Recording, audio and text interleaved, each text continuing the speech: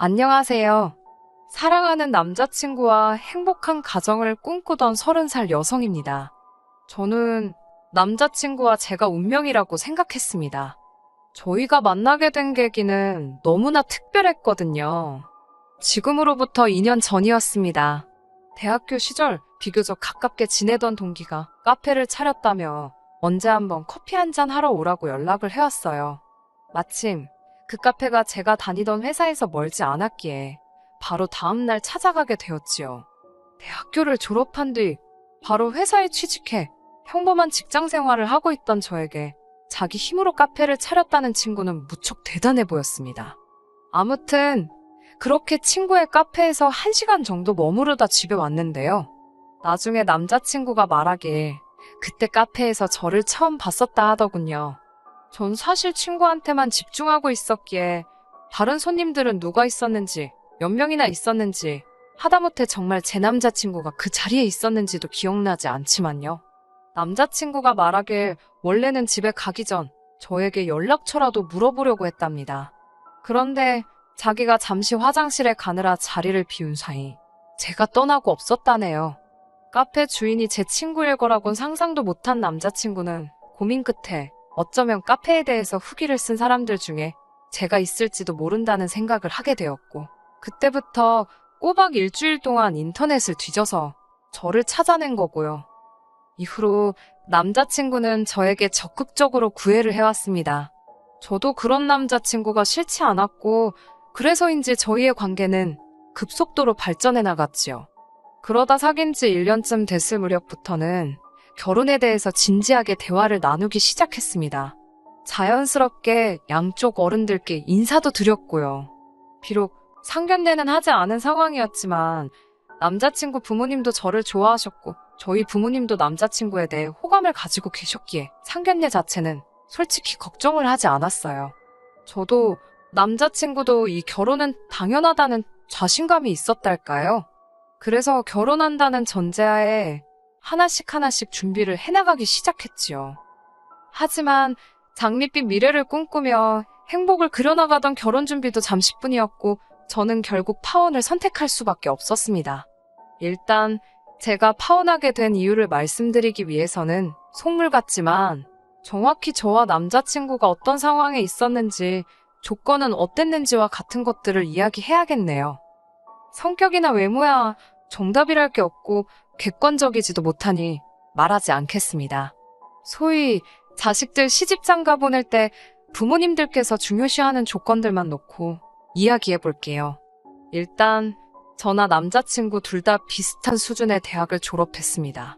졸업 직후 저는 바로 외국계 광고회사에 취업을 했고요. 반면에 남자친구는 2년간의 수험생활 끝에 7급 공무원이 되었다고 들었습니다. 이렇게 표현하면 좀 그렇지만 남자친구의 직장은 소위 철밥통이지요.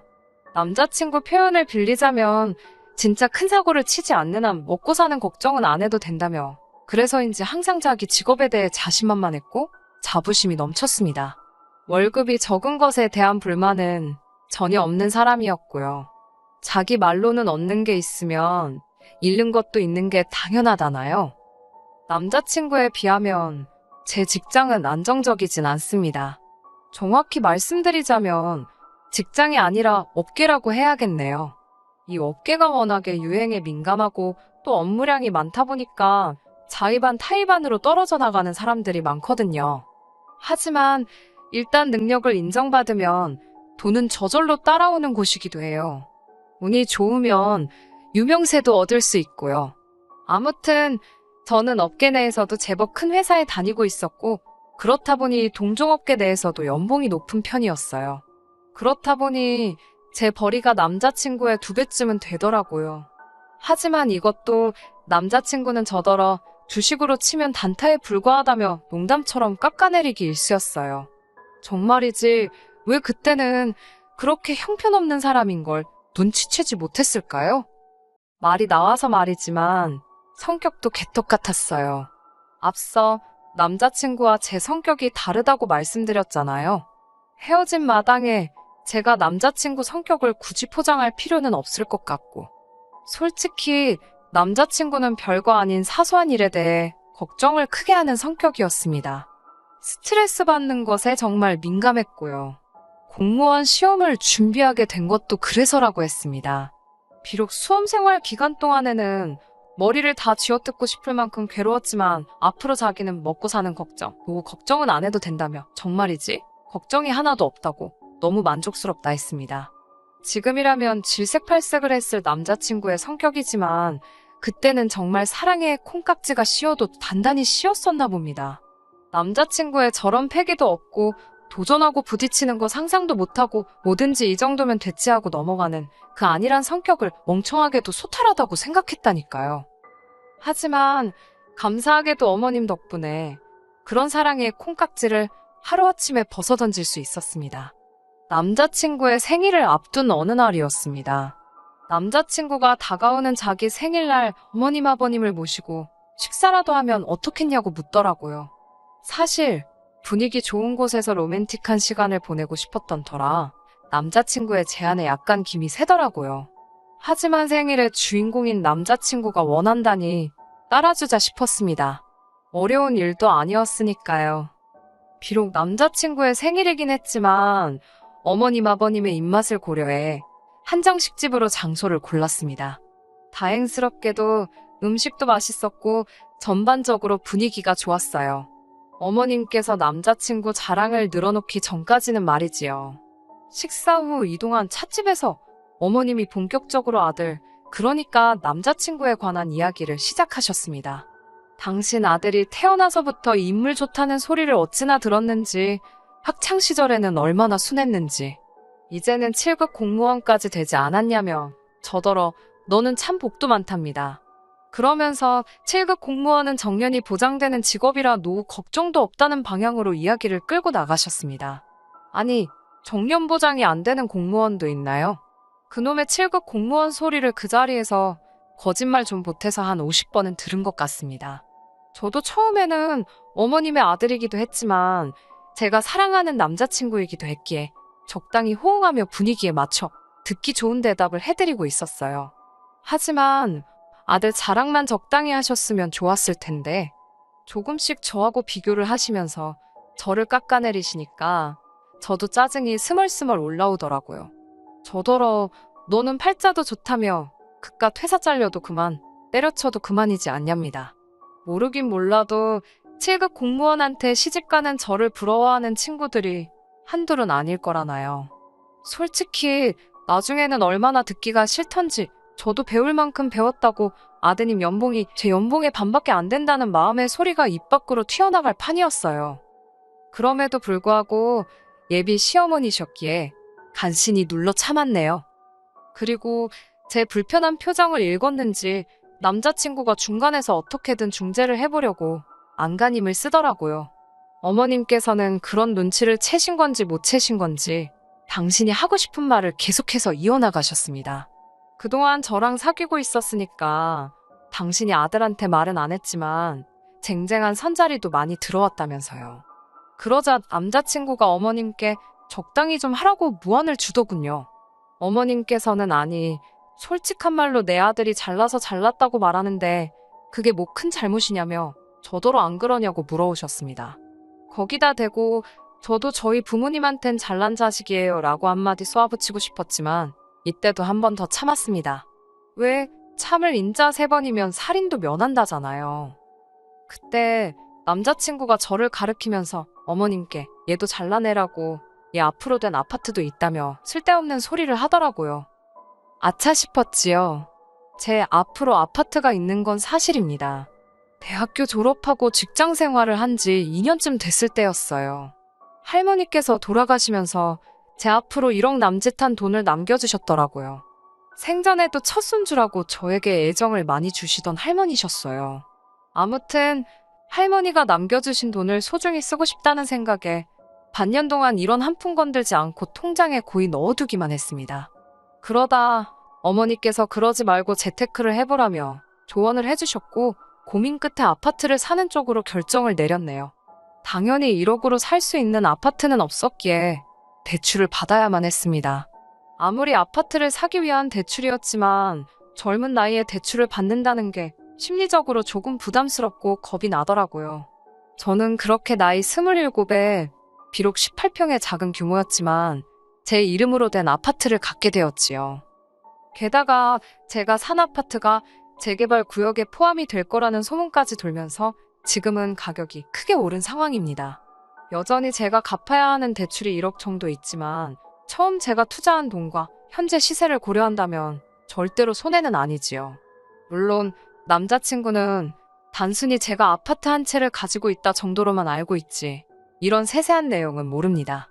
숨겨진 내용과 상관없이 어쨌든 이게 재산하고 관련된 이야기다 보니 아무리 사랑하는 남자친구라 할지라도 시시콜콜 내용을 알리기가 조금은 껄끄럽더라고요. 실제로 제 지인 중 한 명이 이런 이야기를 듣더니 지금 돈 자랑하는 거냐 기분 나쁜 티를 엄청나게 냈거든요. 그 지인은 저보다 더 큰 집을 가지고 있었는데 말이지요. 그래서 이후로는 남자친구건 누구건 간에 아파트에 관해서는 최대한 말을 아끼는 편입니다. 아무튼 제가 아파트가 있다는 이야기를 들으신 어머님께서는 깜짝 놀라신 눈치였습니다. 그리고는 곧 저더러 넌 왜 그런 중요한 이야기를 안 했냐며 연신 어머머를 외치셨지요. 요란한 감탄사의 뒤이어 뭐가 그렇게 궁금하신지 질문 공세가 시작되었습니다. 언제 산 건지, 명의는 누구 건지. 그러더니 어머님께서 하시는 말씀이 결혼하면 알겠지만 부부 사이에는 원래 내 거, 네 거가 따로 없답니다. 그러면서 명의를 공동명의로 바꾸는 편이 좋겠다고 하시더군요. 어머님의 말씀에 황당하고 어이가 없어서 제가 어머님께 그럼 남자친구는 결혼할 때 무엇을 해올 거냐고 물었습니다. 저도 제가 왜 그런 질문을 했는지 어떻게 그런 생각을 했는지 모르겠어요. 저도 모르게 갑자기 입에서 그런 말이 튀어나갔거든요. 어머님께선 한껏 당황하신 표정으로 그게 무슨 소리냐고 되물으셨고 제가 그랬지요. 제 아파트가 지금 6억 가까이 되는데 갑자기 공동명의를 이야기하시니까 그러면 남자친구가 3억 정도는 해와야 되는 거 아니냐고요. 그러자 어머님께선 그놈의 7급 공무원 소리를 또 꺼내셨습니다. 당신 아들이 평생 돈을 벌어올 텐데 저더러 계산을 해보랍니다. 그게 3억만 되겠냐고요. 아니 이게 지금 수학의 문제가 아니잖아요. 그리고 설령 수학 문제라고 해도 틀린 답 아닙니까? 남자친구가 돈 벌어오는 동안 누가 저는 논다고 하던가요? 남자친구가 2달을 벌어와야 제가 한 달을 버는 것과 비슷합니다. 그런데 무슨 7급 공무원이고 나발이고. 그래도 어른하고 대화를 하는데 제 생각대로 너무 솔직하게 말하면 안 되겠다 싶더라고요. 저는 최대한 정중한 자세로 예의를 갖춰서 어머님께 말씀드렸습니다. 저는 앞으로도 제 능력이 닿는 한 계속해서 일을 할 거라고요. 그러니까 행여나 아드님이 앞으로 평생 얼마를 벌어올 건데 제가 마치 그 돈에 빌붙으려고 한다는 식으로 말씀하지 마시라 했지요. 그리고 그게 그렇게 걱정이시면 반반 결혼식을 올리고 생활도 반반씩 부담한다고 약속드리겠다 했습니다. 그러자 어머님께선 대뜸 저더러 너 아주 계산이 보통이 아니라며 다시 보인다고 그러시대요. 저는 정말이지 마지막 참을 인자를 그린다는 마음으로 알겠다고 어차피 제 아파트도 대출이 끼어 있으니까 그 대출만 한 번에 다 갚아달라고 말씀드렸습니다. 그러면 공동명에 한번 생각해 보겠다고요. 설마 6억짜리 아파트에 같이 이름을 올리면서 1억도 못 내놓겠다고는 안 하실 거죠? 라고 물었습니다. 그러자 이번엔 남자친구가 갑자기 버럭 화를 내더라고요. 대출이 있었냐입니다. 제가 요새 대출 없이 아파트 사는 사람이 어딨냐고 되물었어요. 아무리 세상 돌아가는 물정을 몰라도 정도껏 몰라야지 저렇게 호들갑인가 싶더라고요. 그런데 남자친구는 한껏 어이없는 표정을 지으며 이제까지 자기한테 대출의 디귿자도 꺼낸 적이 없지 않냐면서 결혼하면 자기가 벌어온 돈으로 대출 갚을 생각이었냐입니다. 아니, 이 모자는 자기들이 무슨 소리를 하는 건지 생각이란 걸 하고 있는 건가? 별의별 생각이 다 들더라고요. 남자친구한테 도대체 무슨 소리를 하는 거냐고 이제까지는 뭐 대출 내가 갚았지 다른 사람이 갚은 줄 아냐고 저도 지지 않고 따졌습니다. 근데 남자친구는 계속해서 대출이 있는데 말을 안 했다. 즉 자기를 속였다 이거에 꽂혔더라고요. 자기는 일평생 대출을 갚으면서 살 생각이 없다나 어쩐다나요. 웃긴 건 이 상황을 지켜보고 계시던 어머님께서도 당신 아들의 말이 황당한지 좀 가만히 있으라고 남편을 말리시는데 역부족이었습니다. 어머님께서 아파트가 6억이라지 않냐고, 그럼 그 1억 갚아주고 같이 공동명의를 하면 되지, 왜 이렇게 난리 부르시냐고 급기야 제 앞에서 남자친구에게 면박을 주고 계셨어요. 어휴, 그 꼴을 보고 있는데 어머님이 불쌍할 지경이더라고요. 남자친구는 6억이고 60억이고 안 팔리면 자기가 1억을 날리는 거라면서 자기는 그런 모험은 죽어도 못하겠답니다. 아니, 아파트가 왜 안 팔리냐고 어머님께서 아무리 설명을 해줘도 남자친구는 그래도 세상에 100%는 없다면서 자기는 그런 위험한 짓은 안 한답니다. 그러면서 저더러 대출은 알아서 갚으래요. 공동명의도 필요 없다면서 그냥 결혼하잡니다. 하지만 이미 멍청하고 한심한 남자친구의 모습도 봤지. 7급 공무원 자부심에 눈이 멀어버린 어머님도 겪어버렸지. 결혼할 마음이 싹 사라진 상태였지요. 저는 이 결혼 그냥 없었던 일로 하자고 했습니다. 남자친구는 영문을 모르겠다는 표정으로 자기를 속인 것도 이해해주고 넘어가준다는데 왜 제가 결혼을 못한다는 거냐며 어이가 없어 했어요. 어머님께서는 머리가 아프시다며 저희더러 마음대로 하라고 그러시곤 방을 나가버리셨고요. 어머님께서도 당신 아들이 저런 멍청인지는 모르셨던 건지 저는 남자친구에게 조곤조곤 왜 제가 파혼을 결심했는지 설명해 주었습니다. 하지만 알아들은 건지 어쩐 건지 결국 남자친구는 화가 많이 나서 씩씩거리며 먼저 찻집을 나가버렸어요. 그날 이후로 한 일주일 동안 남자친구는 계속해서 문자를 보내왔습니다. 기껏 한다는 소리가 저더러 일단 아파트를 팔아보래요. 아파트가 정말 팔려서 6억을 받을 수 있는지 자기 눈으로 확인만 한번 하게 해달랍니다. 그러면 자기가 1억이고 2억이고 부모님께 받아오겠다고요. 그리고 제 아파트 판돈이랑 자기가 가져오는 돈이랑 합쳐서 다른 아파트를 사자는데 이게 무슨 멍청한 소리인지 진짜 저 머리로 어떻게 공무원 시험은 합격을 했나 싶더라니까요. 결국 살면서 단 한 번도 해본 적 없는 온갖 무지막지한 욕을 남자친구에게 퍼붓고 나서야 이 지긋지긋한 관계의 종지부를 찍을 수 있었네요. 솔직히 파혼을 해서 속상한 것보다 이런 인간인 줄도 모르고 1년이란 시간을 낭비한 게 지금도 너무 속상합니다. 그래도 결혼 안 하고 큰 인생 공부했다 생각하려고 노력 중이에요. 진짜 별의별 사람이 다 있다 싶네요. 지금도 그 멍청이 어디 가서 7급 공무원이네 어쩌네 하고 어깨 펴고 거들먹거리며 다니고 있겠죠? 어휴, 다들 조심하세요. 보이는 게 전부가 아니랍니다.